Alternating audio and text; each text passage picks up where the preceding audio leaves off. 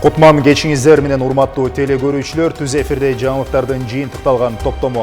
Студияда Расул Багышбаев жана Гүлзат Карабаева, саламатсыздарбы? Бүгүнкү программада. Билизгейт.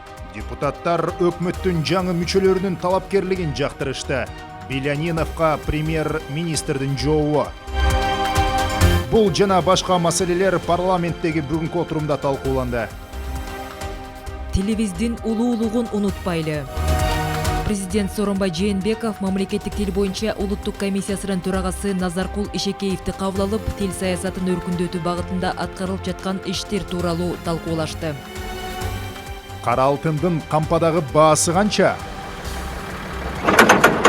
Өнөр жай энергетика жана жер казынасын пайдалануу комитети жарандарды көмүрдү эртерээк сатып алууга чакырууда.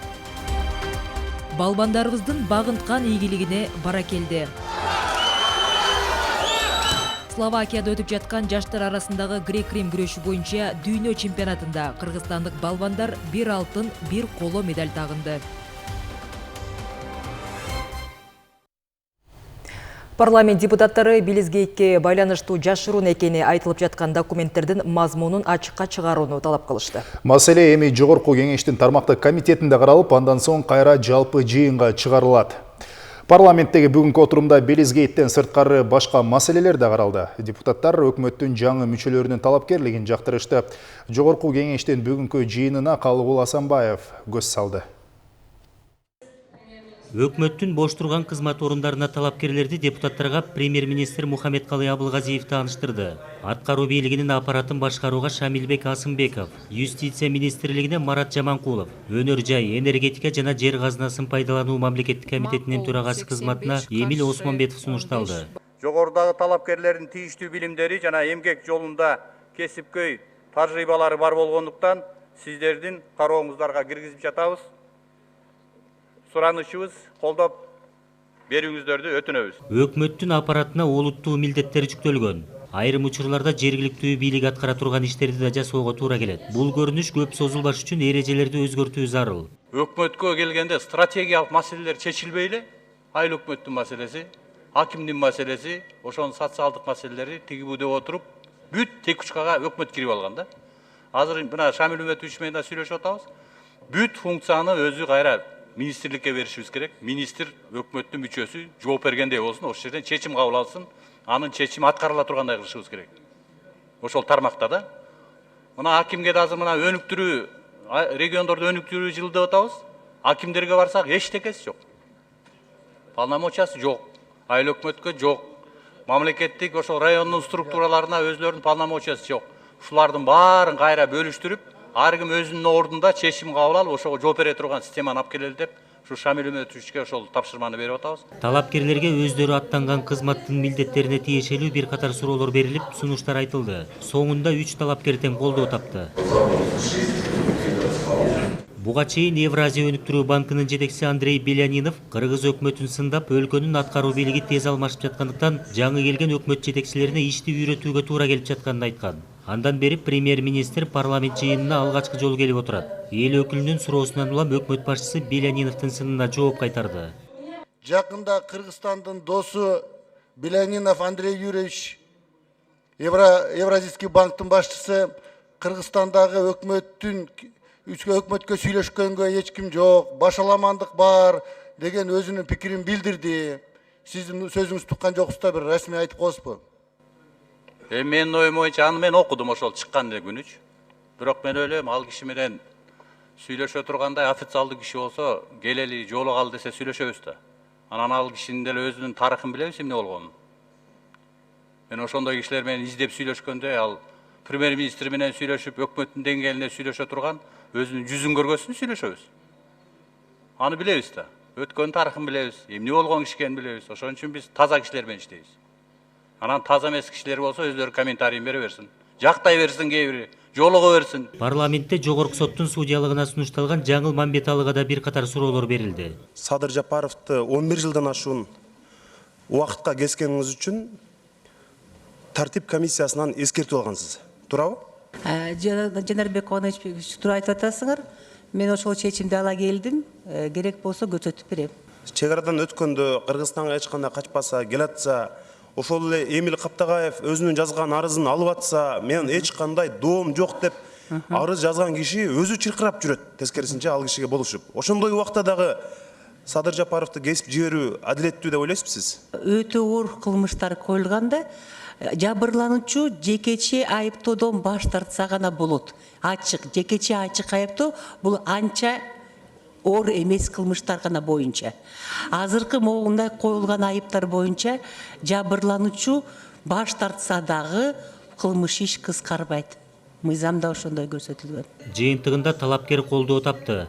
Мен Мамбеталы Жаңыл Кыргыз Республикасынын судьянын кызматына киришип жатып, Андан соң эл өкүлдөрү башкы прокуратура менен УКМК жетекчилеринин Белизгейт боюнча маалыматтарын укту. Маселе буга чейин Атамекен фракциясында талкууланып, Белизден эч кандай документ келбегени белгилүү болгон. Атайын кызматтын жетекчиси муну өзү да бышыктады. Кызматтык иликтөө учурунда УКМКга тийиштүү бардык оперативдик башкармалыктарга, ошондой эле секретариат аркылуу маалымат алганда 2016 жылдан тартып бүгүнкү күнгө чейин официалдуу түрдө Меганком компаниясына тиешелүү акциялар боюнча трасттык документтердин Белиз мамлекетинен УКМКнын дарегине расмий түрдө келип түшпөгөнү жана бул документтер УКМКда катталбагандыгы аныкталган.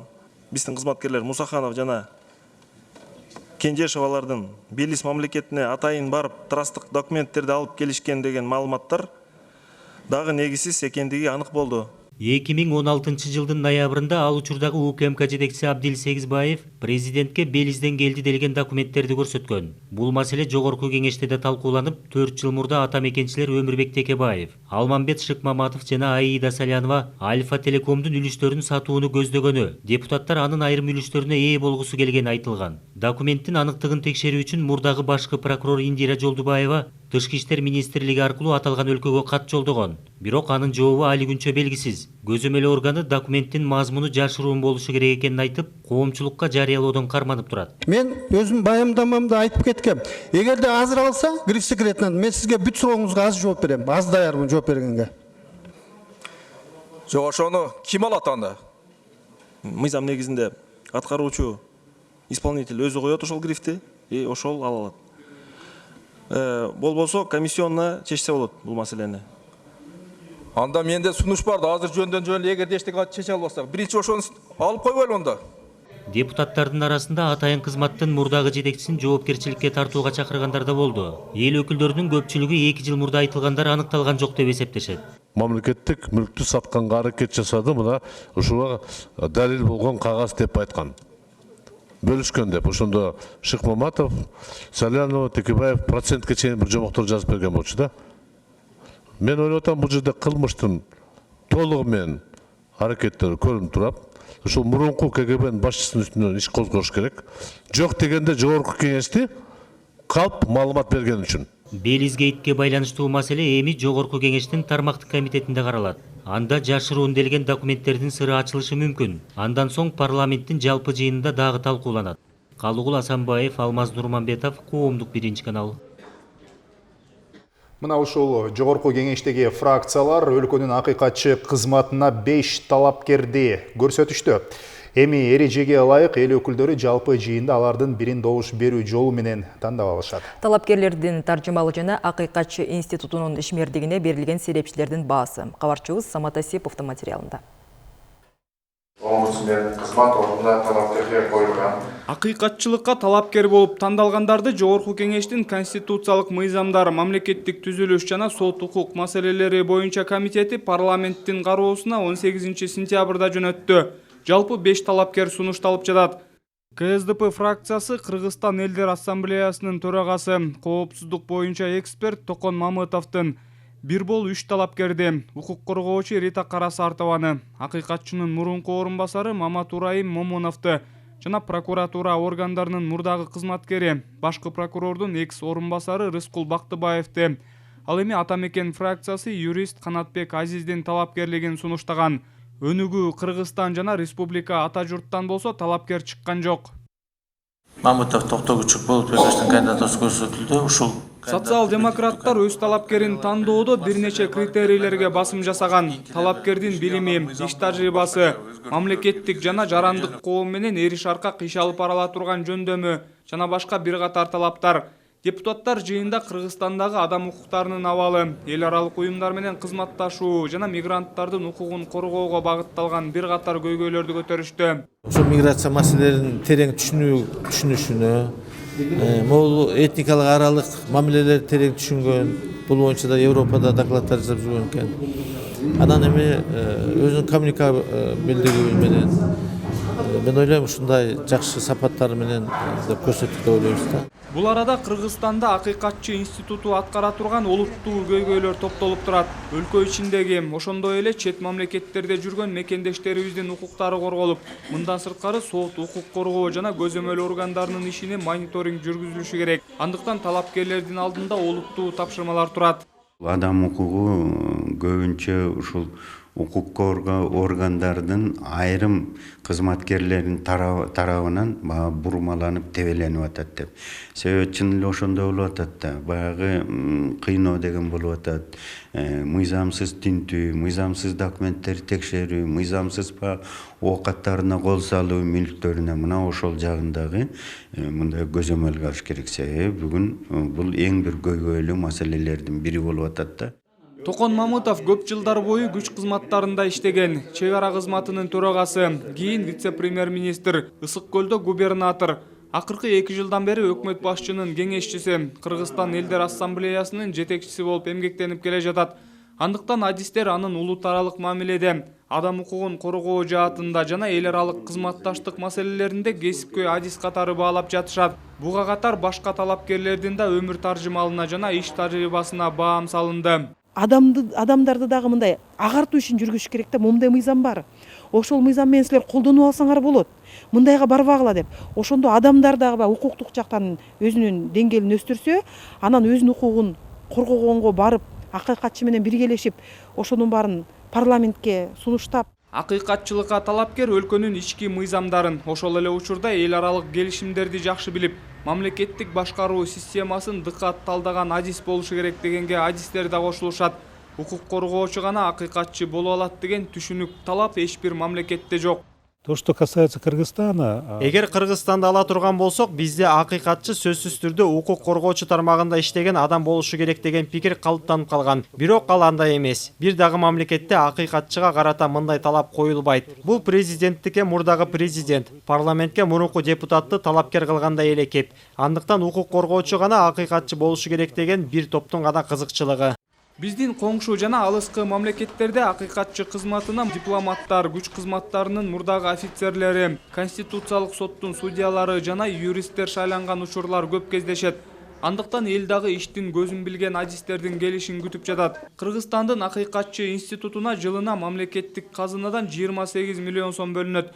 Мекеменин ар бир облуста өкүлчүлүктөрү иштеп, адам укуктарын коргоо менен алектенет. Бирок буга чейин Кыргызстанда акыйкатчы институту баштагы максатына жетпей, абройлуу мекемеге айлана алган жок деген пикирлер арбын. Ошо акыйкатчылык мааниsin түшүнгөн адам акыйкатчы болуш керек деп ойлойм да. Эми буга чейинкилер кээ бирлерге жакшы, кээ бирлерге жаман экен, менин оюмча бул орточо эле да. Акыйкатчы вообще должен, акыйкатчы дегеннин негизи это тот человек, который докапывается до истины. Вот этого я хочу, чтобы мизам чегинде до истины докопались.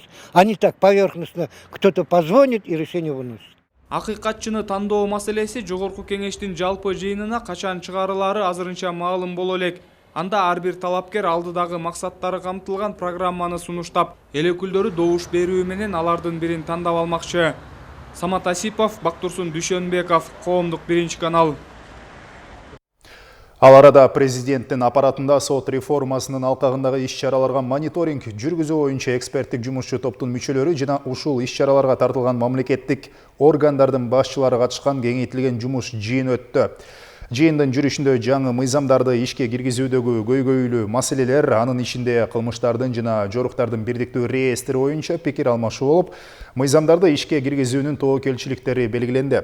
Жыйын катышуучулары жумушчу топтун ишмердүүлүгүнө жана ушул маселе боюнча ар бир мамлекеттик органдардын катышуусундагы тиешелүү жол картасын аткарууда мамлекеттик органдардын жетекчилери түздөн түз бул процесске катышуу керектиги тууралуу, ошондой эле укуктук баа берүүчү бардык алдын ала тергөөчүлөрдү, прокурорлорду, судьяларды окутуу зарылчылыгы, кабыл алынган мыйзамдарды кандайдыр бир өзгөртүүгө мораторий киргизүүнүн максатка ылайыктуулугу жана башка сот реформасынын алкагында иш-чаралар боюнча бир пикирге келишти.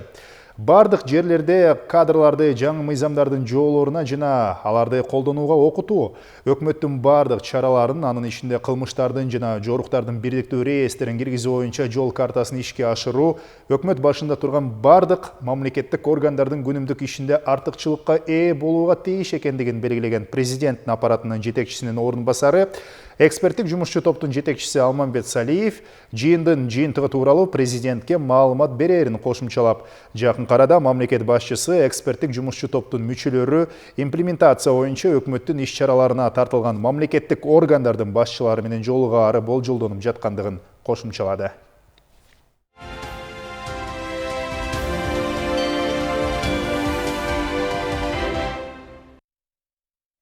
Президент Сооронбай Жээнбеков мамлекеттик тил боюнча улуттук комиссиясынын төрагасы Назаркул Эшекеевди кабыл алды. Мамлекет башчысы улуттук тил комиссиясынын түзүлгөндүгүнүн 20 жылдык юбилейи менен куттуктап, кыргыз тилине мамлекеттик тил макамы 1989 жылы 23 сентябрда берилгенин эске салды. Улуттук тил комиссиясынын төрагасы Назаркул Эшекеев өлкөдө тил саясатын өркүндөтүү багытында аткарылып жаткан иштер тууралуу, Кыргыз Республикасында 2014-2020 жылдары мамлекеттик тилди өнүктүрүүнүн жана тил саясатын өркүндөтүүнүн улуттук программасынын аткарылышы боюнча маалымат берди. Бүгүнкү күндө республика боюнча Кыргыз тесттен жалпысынан 15 миңден ашуун мамлекеттик жана муниципалдык кызматкерлер өткөндүгүн белгиледи. Алыскы региондордогу кызматкерлер тесттен өтүү үчүн атайын көчмө станциялардагы өз ишин улантып жатканын кошумчалады. Улуттук тил комиссиясы сентябрь айында жазуучу Чыңгыз Айтматовдун 90 жылдыгына байланыштуу Эне тил жана Айтматов аталышындагы мамлекеттик тилдин 3 айлыгын жарыялагандыгын билдирди.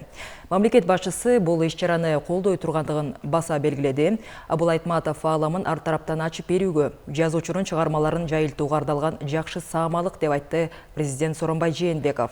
Мамлекет башчысы билим берүү тармагында, анын ичинде мектепке чейинки жана башталгыч класстарда кыргыз тилин окутуу маселесин козгоп, жеткинчектер үчүн окуу китептерин басып чыгарууда Байчечекей бөбөктөр журналынын тажрыйбасын колдонуп, аны расмий өнөктөш кылып алууну сунуштады. Чыңгыз Айтматов атындагы Тил жана Адабият институту Айтматовдун өмүрү жана чыгармачылыгы тууралуу китептеринин сериясын чыгарды. Бул тууралуу президент Сооронбай Жээнбеков Улуттук илимдер академиясынын Чыңгыз Айтматов атындагы Тил жана Адабият институтунун директору академик Абдылдаджан Акматалиевди кабыл алуу учурунда айтылды. Жолугушууда Чыңгыз Айтматовдун 90 жылдык мааракесин өткөрүүнүн алкагында жана жазуучунун чыгармаларын жайылтуу боюнча институттун ишмердиги тууралуу сөз болду. Абдылдаджан Акматалиев Айтматовдун чыгармаларын жайылтуу жаатында жүргүзүлүп жаткан иштер тууралуу маалымат берди. Тагыраак айтканда, жазуучунун чыгармачылыгына арналган 30дан ашык китептерди Айтматовдун чыгармалары жыйнактарын кыргыз жана орус тилдеринде чыгаруу тууралуу өкмөттүн тапшырмасы толук аткарылды. Бардык болжолдонгон чыгармалар даярдалып, басмадан чыгарылды. Бул тапшырма Сооронбай Жээнбеков премьер-министр болуп турган мезгилде эле берилгендиги белгиленди. Президент улуу жазуучунун чыгармалары дүйнө элдеринин маданияттарынын жакындашуусуна жана өз ара байланышына зор таасир тийгизгендигин белгиледи. Айтматовдун адабий мурасы көп кырдуулугу жана кайталангыстыгы менен кыргыз элинин гана эмес, жалпы адамзаттын дөөлөтүнө айланып калды. Биздин милдет Чыңгыз Төрөкуловичтин баалуу адабий мурасын болочок муунга татыктуу жеткирүү.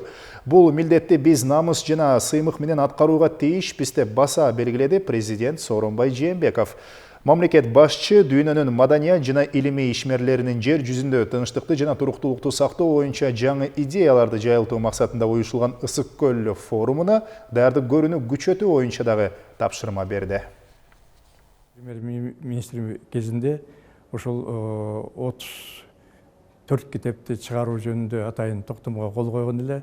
Бул Айтматовдун кыргыз тилинде 10 томдугу, орус тилинде 10 томдугу, Айтматов жөнүндө изилдөөлөр орус тилинде 5 томдугу, кыргыз тилинде 3 томдугу, ошондой эле Айтматов энциклопедиясынын 3 томдугу жана Айтматовго арналган ырларды, поэмаларды топтоп чыгаруу боюнча анан өзүнчө өмүрү чыгармачылыгына арналган жазуучунун альбомун түзүү жөнүндө биз ошолордун баардыгын иш жүзүнө ашырдык.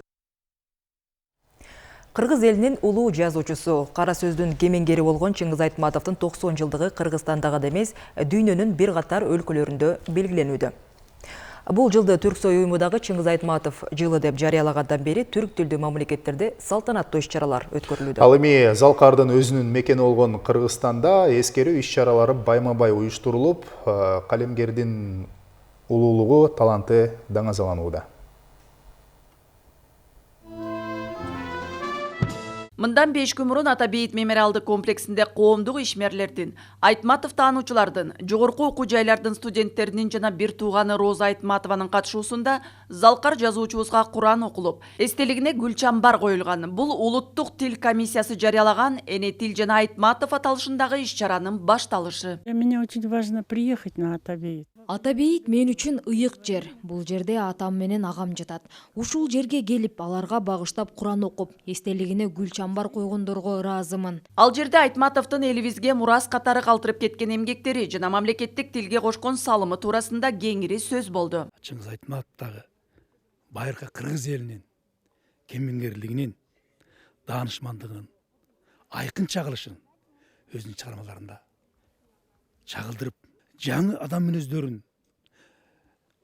мүнөздөрүн табылгаларын ачылыштарын аламын ачып. Айтматовдун 90 жылдык мааракесине карата октябрь айынын 5-inde баштала турган эл аралык форумга карата даярдыктар башталды. Жазуучунун чыгармаларын жайылтуу максатында 40га жакын китеп жана чыгармаларынын жыйнактары Чыңгыз Айтматов атындагы Тил жана Адабият институтунун жамааты тарабынан даярдалып чыгарылды. 10 тому Айтматовдун кыргыз тилиндеги жалпы чыгармачылыгы, мурда томдордо көбүнчө сөздөрү, маектери, анан публистикалар кирбей калганда азыр дагы көбүрөөк киргиздик. Ошол 100дөн ашык мамлекетте ошолордун кандайча кабыл алынып атат, окулуп аткандыгы, изилденип аткандыгы жөнүндө бергенге аракет кылдык. Адамзаттын көйгөйүн көтөргөн Айтматовдун түбөлүктүү темадагы чыгармаларын жайылтуу максатында жогорку окуу жайларында да эскерүү иш-чаралары өтүүдө. Биздин улуттук университетте дагы биз Айтматовдун 90 жылдыгына карата 21 февралда эле ректордун атайын буйругу менен 11 кишиден турган атайын юбилейди өткөрүү комиссиясы түзүлгөн. Анан ошол комиссия 14 пункттан турган иш-чара караган. Ошол 14 пункттагы иш-чараны биз азыр аткарып келатабыз. Бүгүнкү күндө Чыңгыз Айтматовдун чыгармаларын бүт планетанын элдери окушат. Жусуп Аласагын атындагы Кыргыз улуттук университетинин кыргыз филологиясы факультетинде окуган Акылай, Айдана, Нестан жана Азизат Айтматовдун чыгармалары менен чоңойгонун айтышат. Алар кичинесинен көркөм адабиятты байыткан Айтматовдун чыгармаларын көп окуу менен анын каармандары аркылуу жашоонун ак карасын таанып билип, канткенде адамдар улуу адам болоорун аңдашкан. Чыңгыз Айтматов өзүнүн айткан жакшы сөзү бар го, адамга эң кыйыны бул күн сайын адам болуу деген. Ошол тезистин тегерегинде мен анализ жүргүзүп көрдүм дагы. Эки чыгарманын түпкү идеясы бири-бирине жакын келе тургандыгын иштеп талдап чыктым. Окурмандарга жеткирүүнү максат кылган жана ошону ар кыл өңүттө ар кандай образдардын жардамы менен, ар кандай кырдаалдардын мисалында бере алган. Оргуштаган ою менен кыргыздын адабиятын ааламга таныткан Айтматовдун чыгармаларын көптөр көксөп окуган генч катары баалагандар арбын. Адам барда жашай берет сөз деген, ак кагазга түшүп калган сөз өлбөйт, ажырашуу болбойт демек сиз менен, улуу рухуң жашай берет биз менен. Дүйнөлүк адабияттын классиги, мамлекеттик жана коомдук ишмер, Кыргыз Республикасынын баатыры Чыңгыз Айтматовдун өзү өлсө да артында калган түбөлүктүү чыгармалары өмүрүн татыктуу уланта берет. Кыял Шаршеева, Аскар Улан уулу, Коомдук 1-канал. Өнөр жай энергетика жана жер казынасын пайдалануу комитети жарандарды көмүрдү эртерээк сатып алууга чакырууда. Анткени мындай кадам каражатты дагы убакытты дагы үнөмдөгөнгө өбөлгө болот. Быйыл кара алтындын баасы канча жана аны кайдан сатып алуу керек? Кабарчыбыз Айжан Омулдошова айтып берет. Кыш жакындаган сайын быйыл кара алтындын баасы кандай болот деген маселе карапайым калктын көңүл борборунда болот. Жер казынасын пайдалануу комитети көмүрдүн баасы кымбаттабай турганын билдирип, өлкөдө кара алтын өткөн жылдарга салыштырмалуу кенен экенин айтууда. Ушул тапта түрүнө карабай кара алтындын орточо баасы 3,5 миңдин тегерегинде. Октябрь айынан баштап өлкө боюнча 600 тегерегинде көмүр кампалар ачыла турган болсо, учурда анын 40% иштеп жатат. Где-то 3,5-4 тоннадай алабыз. Где-то 14-15 тегерек болуп калат. Кичине күн өткөн сайын азыр жамгыр башталса, жамгырдын да беси басат, суу болуп калат. Ошо эртерээк алып таштап, закатка коюп койсок, эми тынчыраак уктайбыз эми кышында. Көмүр кампадагылар азырынча дүрбөлөң жок экендигин айтууда. Себеби көмүр ишканалары жылдагыдан бааны көтөрбөй бир калыпта сактап турушат. Суук түшөөрү менен керектөөчүлөрдүн саны көбөйбөсө, азырынча иштеп жаткан кампаларда көмүр жетиштүү деңгээлде. Бул топ базада көмүрлөр азыр тыгын боло элек, элге жеткиликтүү эле болуп атат көмүр. Кара кечеден түз келет бияка западный базада кот, ушул жака келет. Биз ошо Бишкек шаарынын тургундарына жаңы конуштарга жеткизип беребиз көмүр. Кыргыз көмүр ишканасы быйыл көмүр баасы салыштырмалуу арзан дейт. Анткени көмүр өндүрүүчү жеке ишканалар иштеп баштаган. Ошондой эле күз-кыш мезгилдерине карата көмүр өлкөнүн баардык аймагына тегиз жетип, сапаты дагы жогору болушу күтүлүп жатат. Былтыркы жылдын ушул убактысына салыштырмалуу бүгүнкү күндө 110-115% астына келип атабыз. Андан сырткары айта кетсек, ушул бүгүнкү күндө кампаларда, ошо көмүр кесимдердин кампаларында түштүк региондо 130-180 миң тонна көмүр даяр турат. Бул эми Адыгырызга мындай жүктөп кеткенге даяр турат. Түндүк регионун алсак, ушу кесимдерде 130 миң тоннадай. Ага карабай ишкана жарандарды кара алтынды камдоого азыртараң киришүүгө чакырууда. Анткени мындай кадам каражатты дагы, убакытты дагы үнөмдөгөнгө өбөлгү болот. Айжан Омолдошова, Чыңгыз Жумагулов, Коомдук 1-канал. Ал эми Каракол шаарынын жылуулук берүү ишканалары быйылкы кыш мезгилине даяр. Шаарда 2 жылуулук берүү ишканасы бар, жалпы 22 отканадагы буу казанында толук отурумдук оңдоо иштери жүрүп, тесттик текшерүүдөн өткөрүлдү. Быйыл 2 ишкана 2100 метр жерде жер алдындагы жылуулук түтүктөрүн алмаштырды. Мындан сырткары отканалардагы бир нече жабдыктар жаңыртылды. 2 ишкана тең жылына 10 миң тоннадан көмүр керек дейт. Бул багытта негизги ишкананын кампасына 7200 тонна көмүр келип түштү. Ал эми экинчи ишканага 2000 тонна көмүр жеткирилди. Бул иштер жыл аягына чейин улантыла берет. 17 котельный бар бизде. Бирөө ошол эң чоң котельный, электрокотельный коз, калганы көмүр менен. Жайдырата кышка ремонттук жумуштар бүттү. Бүгүнкү күндө биз даярбыз от жагууга. Ушул котельный 26 үйдү жылытат бизде, калгандары көмүр менен. Көмүр боюнча болсо бизде азыркы күндө 2 айга жете турган көмүр бар. 1800 тонна астатыгыбыз бар эле, азыркы күндө түшүп атат, 2,5 миңдей болуп калды. Ошо күз-кыш мезгилинде 10 миң тонна көмүр керектелет. Ошонун бүгүнкү күндө 7200 тоннасы биздин кампабызда уже бар. Бул башкача айтканда 70%, 72% түзөт. Көмүрдөн дагы тендерлер өз убагында өткөрүлүп, өз убагында ташылып келинип атат. Өлкөдө мен Кыргызстанды өнүктүрөм долбоорунун 3-чү мезгили ишин баштайт. Долбоор аймактардагы жаш ишкерлердин иш баштоосуна жардам берүүнү көздөп 2016 жылдан бери жайылтылып келет. Кененирээк Бурлайып Сурманкулова. Мен могу проектке мынча каражат бөлүп берем деп. Жаңыдан иш баштагысы келген ишкерлердин биринчи көйгөйү каражаттын жана бизнес идеяларды жайылтууга колдоонун жоктугу. Ушундан улам 2016 жылдан бери өлкөдө мен Кыргызстанды өнүктүрөм долбоору кадам таштап, иш баштаган ишкерлерге ар тараптуу колдоо көрсөтүп, бизнесин туруктуу өнүктүрүүгө бардык тараптан жардам берип келет. 2 жылдын ичинде аймактардан сынактын негизинде тандалып алынган мыкты 28 долбоор каржыланды.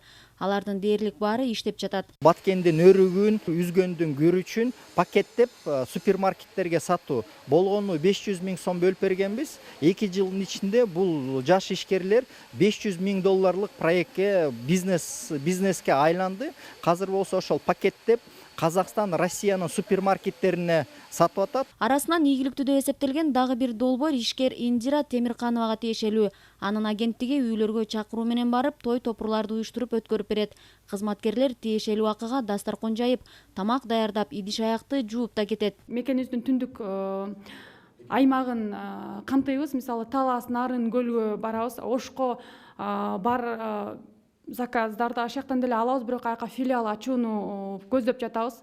эмдиги жылы филиал ачылат. Андан кийин биз Казакстанды багындырууга аракет кылып жатабыз. Долбоордун 3-жылы башталды. Ага катышуу үчүн жакшы бизнес идея керек. 7 аймакты кыдырабыз. Ошол 7 аймактан бизнес долбоорлорду тандап, аларды Бишкекке алып келип, бир жума бияктан окутуп, анан ар бир проекттин ичине биз болсо бизнес өкүлү ата, бизнес өкүлү апа шайлап беребиз. Анткени бутуна турган ишкерлер ошолорго жардам беришет. Сынактын жыйынтыгы менен ар бир облустан 5 долбоор жактырылып, өлкө аймагы боюнча жалпы 35 долбоор тандалып алынат. Жеңүүчүлөргө 10 миллион сом насыяны 2% менен күрөөсүз алууга мүмкүнчүлүк түзүлөт. Бурулай Пусурманкулова, Нуркамил Асанов, Коомдук 1-канал. Жаңы окуу жылынан тартып Оштогу окутуу кыргыз тилинде жүргүзүлгөн Алишер Навои атындагы мектеп гимназиясы жаңы Достук мектеби аталышына ээ болду. Кыргызстан менен Өзбекстандын достугунун данакери аталган мектепти кошуна мамлекеттин президенти белек кылган.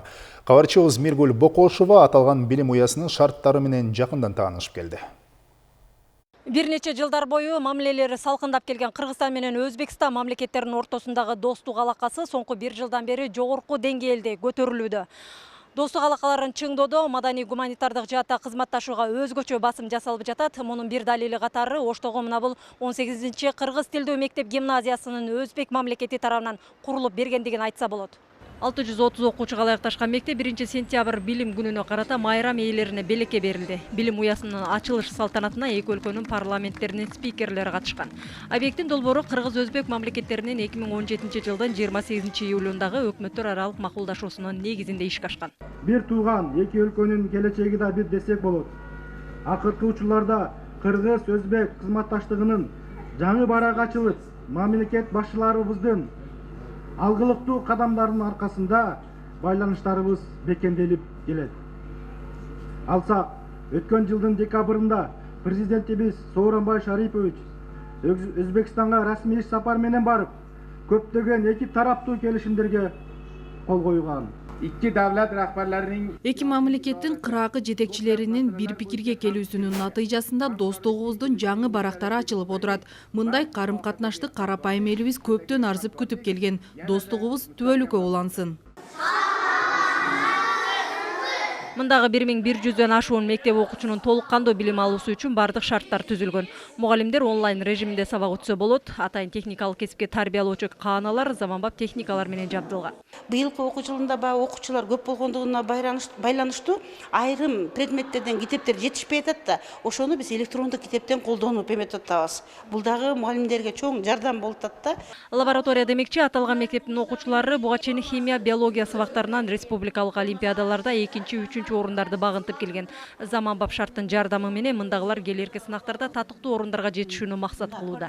Лаборатория сабакты ооз эки өтүп калат. Көбүнчө олимпиадага барганда ушу лабораториялык иштен аксап калат элек.